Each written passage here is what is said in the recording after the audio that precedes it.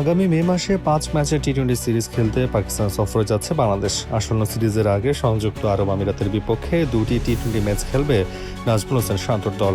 এবার সিরিজটির সূচিও ঘোষণা করা হলো। আগামী ১৭ ও ১৯ মে শারজা ক্রিকেট স্টেডিয়ামে ম্যাচ দুটি অনুষ্ঠিত হবে বলে এক বিজ্ঞপ্তিতে জানিয়েছে বিসিবি। দুটি ম্যাচই হবে বাংলাদেশের স্থানীয় সময় রাত ৯টায়।